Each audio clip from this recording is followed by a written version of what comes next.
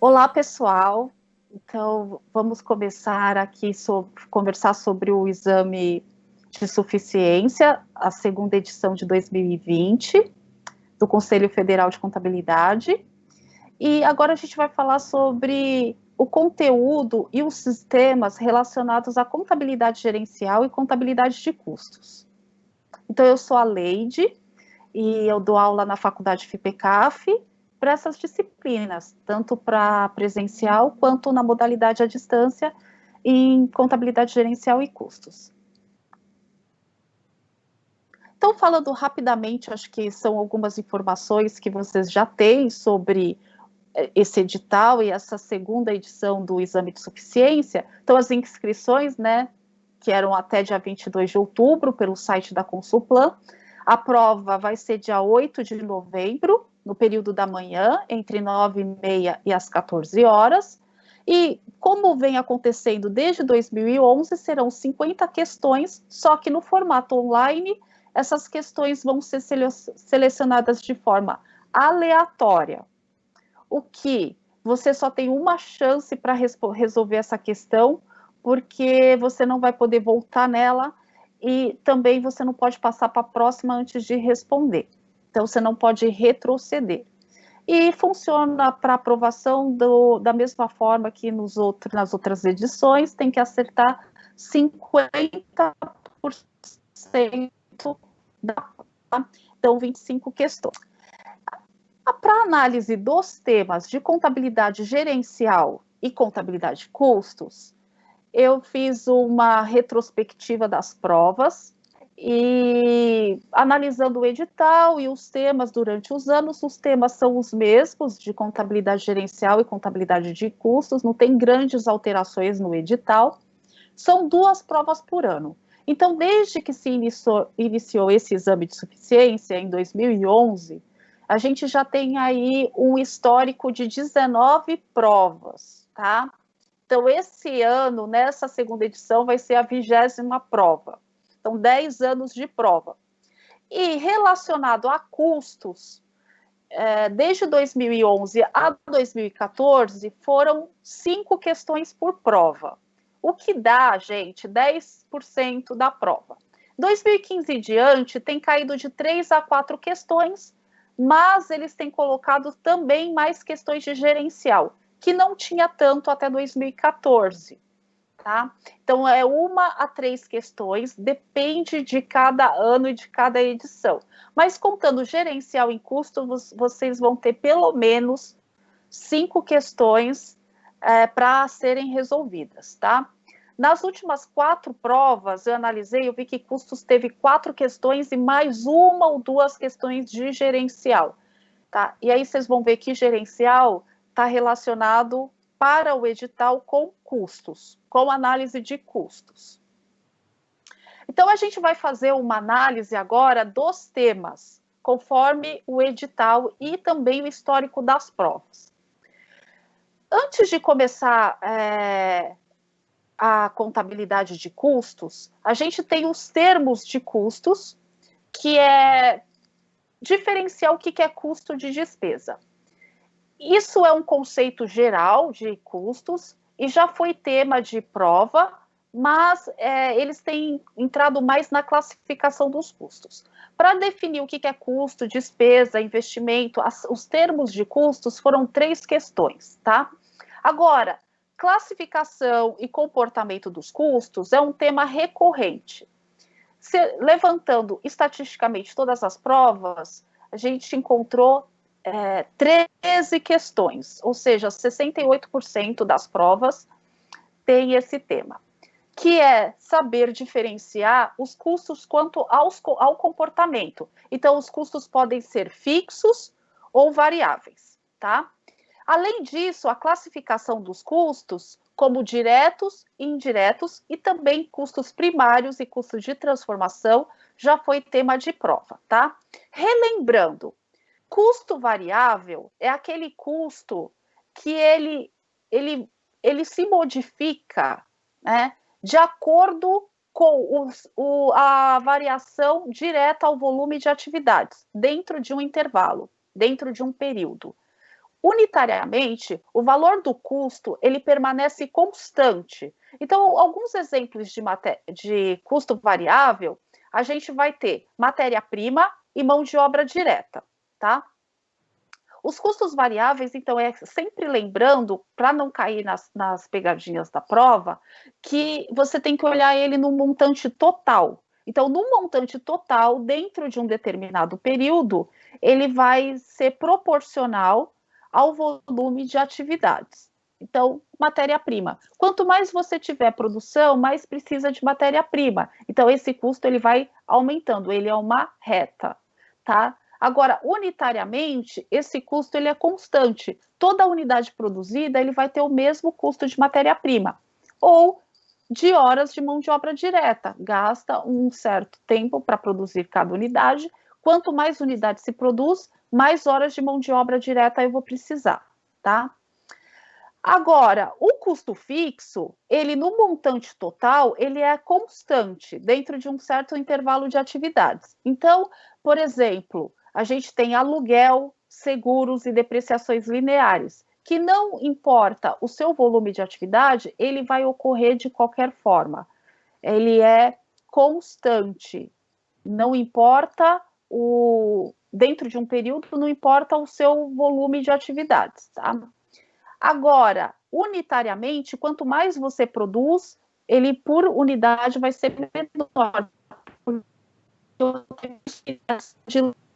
Então, pensando no aluguel, eu tenho um valor fixo por mês. Quanto mais unidades eu produzo, mais esse valor do aluguel rateado por unidade, ele vai ser menor. Ok? E em relação ao objeto, a gente classifica os custos entre diretos e indiretos. O custo direto é aquele que você consegue identificar de maneira clara, direta e objetiva, porque você consegue associar aquele custo a um produto ou a um serviço ou a um cliente. Então, em relação ao objeto de custeio, ele é direto, ele é específico daquele produto. Então, por causa daqui, você consegue identificar por que aquele custo está incorrendo. O custo indireto, você não consegue identificar especificamente a um único produto, porque é um custo que é compartilhado. Então, ele necessita de rateio e apropriação. Se feita aos diferentes objetos de custeio, vai ser feito por estimativas e apropriações. Então, alguns exemplos de custo indireto é o salário da supervisão, depreciações e o aluguel. Também, nos exames de suficiência, são cobrados, dentro da classificação, eles fazem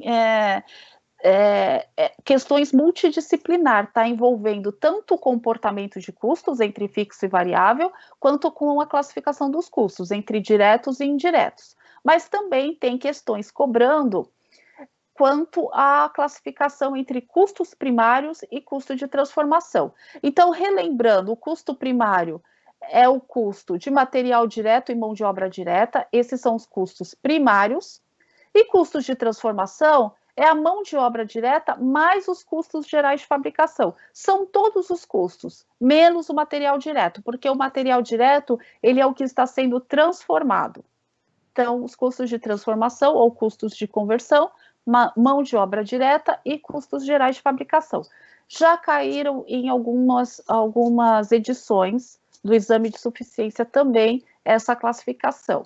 Então, aqui são conceitos, são questões que não são difíceis, desde que você entenda muito bem essa classificação, separe e relembre, até porque, quando a gente fala de custos, esses aqui são os primeiros conceitos e eles vão ser essenciais para as outras questões e os outros temas que estão relacionados aos métodos de custeio e a análise de custos, tá? Então, métodos de custeio é muito recorrente, toda edição tem algum método de custeio. O mais frequente é o custeio por absorção. O custeio por absorção, ele está em 80% das provas, até hoje. A última prova teve 2 questões só sobre o custeio por absorção. E elas vêm de diferentes formas, tá? Tem questão simples, que pede apenas para considerar quais são os custos que você vai apropriar um produto ou um serviço. E aí o conhecimento que se exige é que você saiba diferenciar o que é custo de despesa. Porque o custeio por absorção, a gente aloca todos os custos, tanto diretos, indiretos, fixos e variáveis. O que a gente não aloca ao produto ou serviço? Despesa. Então, tem questão que vai pedir simplesmente, olha, tem um produto, é uma sociedade empresária, que é uma fábrica, que fabrica, aí tem lá os dados, e você tem que identificar o que vai fazer parte desse custo do produto. Às vezes vai pedir o custo unitário, tá? Às vezes ele vai pedir para você montar a DRE e trazer qual é o lucro bruto ou qual é o lucro operacional. Então, primeiro, aí você também vai excluir as despesas do período para achar o lucro operacional. Teve questão com departamentalização, mas não são questões complexas. Foram 2 questões até hoje, somente 2 que pediu sobre departamentalização. Tá? Em 20 provas, 19 provas, pouco. Mas departamentalização caiu exatamente na primeira edição de 2020. Não caía desde 2011. Ou 2012, foram das primeiras provas e agora caiu de novo. Rateio de custos indiretos também é bem frequente, pode ser pedido, tem o produto A, B e C, ele dá os custos diretos, ele vai dar o montante de custos indiretos e você tem que apropriar um método de para achar qual é o custo unitário, tá? Então, o custeio por absorção, ele é recorrente, mas ele pode pedir só para um produto, pode pedir com rateio. Agora também começou a entrar departamentalização, pode ser que comece a ser mais frequente a departamentalização e também a apuração de resultado, tá? Só o custeio por absorção está em 80% das provas porque é o mais usado e porque é o aceito pelas normas de contabilidade, tá? O custeio variável também cai bastante, principalmente comparando margem de contribuição e apuração de resultado. E aí, o que vocês têm que lembrar no custeio variável? Uma dica importante. O custeio variável, a gente considera a despesa variável para apuração da margem de contribuição. Então, tem que lembrar isso. Mas a gente não aloca a despesa variável do estoque, porque a despesa só ocorre no momento da venda. Então, aí também pode ser um erro que muita gente esquece, que despesa só ocorre para apuração do resultado, tá? Então, tem questão simples, que simplesmente vai dar os dados e você tem que calcular margem de contribuição e lucro do período. Tem questões que ele compara, ele quer saber se você sabe a diferença entre o custeio por absorção e o custeio variável. E a questão, às vezes, você tem que calcular pelos 2 modos. Aí ele vai pedir, o lucro pelo absorção e pelo variável você vai ter 2 números, você tem que calcular. O outro método de custeio que cai e agora está se tornando mais frequente é o custeio baseado em atividades. Caiu em 2011, depois só caiu em 2014, agora voltou a cair. Caiu em 2019, nas 2 edições. Então, recentemente, voltou a cair o custeio baseado em atividades. A gente tem no histórico 4 questões até hoje, tá? Então, aqui, relembrando o custeio por absorção, que a gente considera todos os custos, tá? E a gente apura o resultado por meio da margem bruta, quando ele pede em percentual, ou lucro bruto para valor. Então, na demonstração de resultados, a gente tem a receita líquida menos custos. Muitas vezes ele vai te dar diversos dados de receita bruta, atributos sobre receita. Você tem que chegar na receita líquida e tirar os custos para poder chegar no lucro bruto. É muito comum questões pedindo lucro bruto. No custeio variável, pedindo a margem de contribuição. O custeio variável é bem frequente. Não é tanto quanto o custeio por absorção, que é 80%, mas metade das provas cai custeio variável, tá? E metade dessas questões compara com um custeio por absorção. Ok. Além disso, tem outra questão, outro tema que é muito recorrente na prova e ele é frequente, que quando se trata de fluxo e contabilização dos custos. Se não caiu a absorção, com certeza vai cair esse. E esse está considerando a absorção também. Então, se a gente considerar o fluxo de contabilização do absorção mais como apropriar o custo pela absorção, a gente pode falar que 100% das provas a gente tem o custeio por absorção. Só que essas questões, elas são específicas na contabilização. Se você entende como é que sai da contabilidade nas contas de estoque, envolvendo material direto, produto em elaboração e produto acabado. Então, é específico na contabilização em indústria, que você tem 3 tipos de estoque. Você tem o estoque da matéria-prima, depois essa matéria-prima, ela é creditada e debitada em produtos em elaboração ou produtos em processo, credita produtos em elaboração e depois vai em produtos acabados. Além disso, esse fluxo envolve aqueles termos de custo da produção do período, que são todos os gastos que você tem na produção naquele determinado mês, ou naquele determinado período. O custo da produção acabada é só referente à transferência dos produtos que foram acabados e estão sendo transferidos para o estoque de produto acabado. E o custo do produto vendido é efetivamente o que saiu da conta de produtos acabados por conta da venda. Então, relembrando, montar o rascunete, ou você tem fórmulas, você pode calcular com fórmulas, tá? Então, a gente tem o estoque de matéria-prima. Essa matéria-prima, quando consumida, ela vai para o estoque de produto em elaboração. Além disso, a gente tem os outros gastos de mão de obra direta e custos gerais de produção, que são os custos da produção do período. Aqui, nem tudo vai ser terminado. Juntamente com o estoque inicial, mas tudo que você iniciou no período, o que foi acabado, a gente tem como saída, como custo da produção acabada, que vai ser transferido para o estoque de produtos acabados. O que é vendido vai ser creditado na conta de estoque de produtos acabados para ser debitado na conta de resultado como o custo do produto vendido. E aí sim você consegue apurar o seu resultado, tá? Isso é muito frequente em prova. Então, vale a pena rever essas questões. E muitas vezes essas questões, ele vai pedir só o custo da produção do período, só o custo da produção acabada, ou o custo do produto vendido, que aí você tem que fazer todo o fluxo de deslocamento, né, de contabilização, incluindo matéria-prima e custos de gerais de produção, mais mão de obra direta, para chegar no custo do produto vendido. Então, depende. Muitas vezes ele vai pedir saldo do estoque. Quando ficou o saldo do estoque de produtos em elaboração? Aí você tem que fazer em razonete para entender como é que ficou o seu estoque.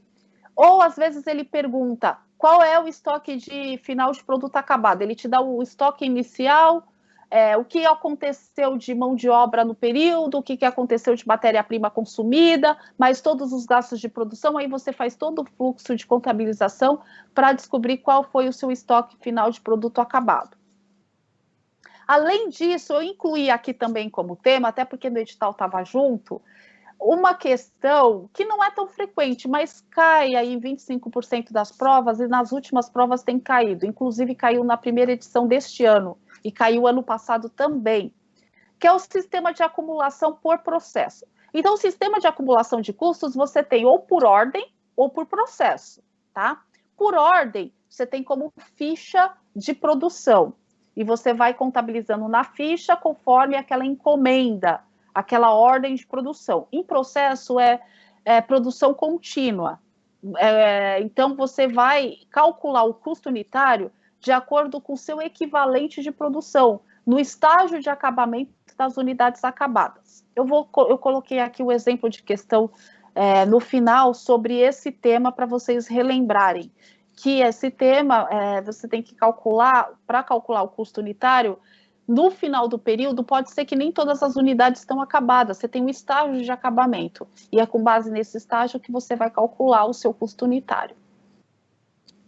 Ok, gente? E para contabilidade de custos, ele também coloca tanto em custos como gerencial, custo padrão. Então, o custo padrão é o custo pré-determinado e a gente faz análise das variações entre o custo que foi planejado com o custo que foi realizado. Caíram 5 questões, eram mais frequentes no início, depois em 2018, depois não teve mais questões de custo padrão, mas é imprevisível, está no edital, pode cair. Então, vale a pena relembrar um pouquinho do que é custo padrão. Na contabilidade gerencial, que cai de 1 a 3 questões, então, todos esses temas, eles são bem aleatórios, caem de vez em quando, tá? Tem questão relacionada a custo de oportunidade e muitas vezes multidisciplinar, olhando também aspectos financeiros, tá? Para calcular ganhos financeiros. No edital está sunk costs, que são aqueles custos perdidos ou incrementais. Eu nunca vi nenhuma prova, mas relembrar o conceito é bom, porque pode cair uma questão teórica. O sunk cost, ele é mais trabalhado na prática e a gente às vezes nem percebe, porque são aqueles custos que já incorreu e você vai tomar uma decisão e ele não vai se alterar, como, por exemplo, depreciação. Custos incrementais. Então, são aqueles custos adicionais, quando você tem retrabalho, quando você tem frete. Isso acontece, por exemplo, quando você toma uma decisão de terceirizar. Então, você pode ter custos incrementais. De qualquer forma, essas questões, elas são mais práticas e podem estar os conceitos envolvidos que a gente faz até de forma intuitiva. Em que a gente considera na hora de decisão? Ou aqueles custos que são relevantes e compara os benefícios e os custos e qual é o resultado que a gente tem com isso. Muitas vezes nem todos os custos podem ser evitados, então vai depender de cada problema, cada situação, tá? Custos fixos às vezes permanecem, independente da situação, e os custos perdidos não são relevantes. Então, dentro desse conteúdo de análise de tomada de decisão, já caiu, por exemplo, questão que envolve, eu fabrico 400 peças, se eu fabricar 500, como é que vai ser meu resultado? Aí você tem que lembrar entre comportamento de custo, fixo e variável, qual é o impacto no resultado? Se você aumentar preço, o que acontece? Mantendo a estrutura de custos. Então, caiu uma questão, cai questão sobre margem de contribuição por fator de limitação ou fator restritivo. Só foram 2 questões, mas na última edição caiu, tá? Caiu uma, por exemplo, 2015, agora em 2020 começou a cair, voltou a cair. Abordagem da margem de contribuição e custo direto está no edital, apesar de eu nunca ter visto nenhuma questão.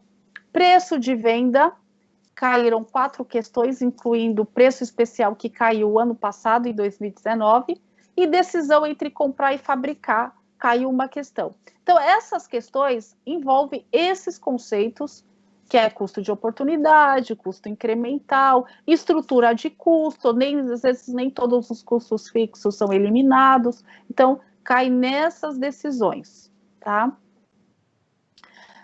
Além disso, está em gerencial o custo para tomada de decisão em relação à análise custo, volume e lucro. Então, ponto de equilíbrio é um tema muito recorrente. Ele às vezes pede contábil, às vezes pede econômico. Já foram 15 provas. 15 questões, desculpa, porque tem prova que caiu 2 questões sobre este tema. Ele pede, na maioria das vezes, o ponto de equilíbrio em quantidade, mas chega também a pedir em montantes de venda, e ultimamente tem pedido mais com vendas. No começo, pedia mais em quantidade. Então, análise custo, volume e lucro, é importante relembrar, primeiro, o custeio variável, que tem a abordagem da margem de contribuição, e através da margem de contribuição, lembrando que ela serve para cobrir os custos e despesas fixas. Quando você cobre os custos e despesas fixas, você chegou no ponto de equilíbrio, tudo que você vende a mais, você gera o lucro. E aí, você começa a colocar também o seu lucro-alvo na fórmula. Então, o break-even point é o ponto de equilíbrio contábil, a quantidade que você precisa vender para não ter prejuízo. Então, através do lucro operacional, a gente deduzindo a fórmula que o lucro operacional é a margem de contribuição unitária vezes a quantidade, isso precisa cobrir custo e despesa fixa, a gente tem como ponto de equilíbrio contábil que o custo de despesa fixa, ele dividido pela margem de contribuição unitária, a gente vai achar a quantidade, tá? Essa margem de contribuição unitária vezes a quantidade é tudo que eu preciso e tem que ser igual aos meus custos e despesas fixas. Então, se eu isolar a quantidade, eu tenho custo e despesa fixa dividido pela margem de contribuição unitária. No ponto de equilíbrio econômico, eu acrescento na fórmula o meu lucro-alvo, tá? Em contabilidade gerencial, ele também tem como tema custo padrão, que se repete no mesmo de contabilidade de custos, preço de transferência, que também está no edital de controladoria, está em gerencial e controladoria, e a análise das demonstrações contábeis ele incluiu em gerencial, apesar de que as questões de análise de demonstração contábil, análise das demonstrações contábeis tem caído, só cai índices da contabilidade societária, como, por exemplo, endividamento, giro do estoque, aqueles índices de dias de contas a receber, dias de contas a pagar. Então, na verdade, a análise das demonstrações contábeis está relacionado com contabilidade societária, do ponto de vista, não são índices, não são os indicadores mais relevantes do ponto de vista de contabilidade gerencial. Para finalizar, então, aqui está o exemplo de questão que eu coloquei sobre produção em processo. Considerando uma sociedade empresária que produz embalagens de papel e ela usa o método de controle primeiro a entrar, primeiro a sair, ou seja, o PEPS, mas também essa informação não é tão relevante, porque aqui você só tem um mês. Então, dentro desse mês, não importa qual entrou, qual saiu, porque você vai calcular dentro desse mês. No mês seguinte até teria, mas nunca teve uma questão assim, tá? No primeiro mês do ano, tem esses seguintes custos. Então, se você for ver as 3 primeiras linhas, matéria-prima, mão de obra direta e custo indireto de fabricação, a gente tem o total de custo do mês. Então, foi consumido R$ 2.500 de matéria-prima, R$ 1.500 de mão de obra direta e R$ 1.000 de custo indireto de fabricação. A gente tem aqui um total de custo do mês de R$ 5.000. Quando a gente olha o fluxo de contabilização, esses 5.000, eles estão lá na conta de produtos em elaboração. Ele entrou a débito em produtos em processo. Agora, a informação de volume fixo está aqui embaixo. Iniciou 1.100 unidades, 900 foram acabadas e 200 ficaram em processo. O que aconteceu com o fluxo de contabilização? 900 unidades eu transferi, saiu de produto em elaboração para produtos acabados. E ficou 200 em produtos em processo no meu saldo final de produtos em elaboração. Quando a gente faz o sistema de alocação por processo, para a gente calcular o custo unitário e até saber quanto foi transferido para produtos acabados, a gente precisa calcular o equivalente de produção. Então, todas as questões, você vai precisar, nesse tipo de questão, calcular o seu equivalente. Como é que a gente calcula? Olha, em processo, eu tenho 200. Qual é o grau de acabamento? 50%. Então, essas 200, em unidades inteiras, elas são equivalentes a 100, porque elas estão no estágio de fabricação de 50%.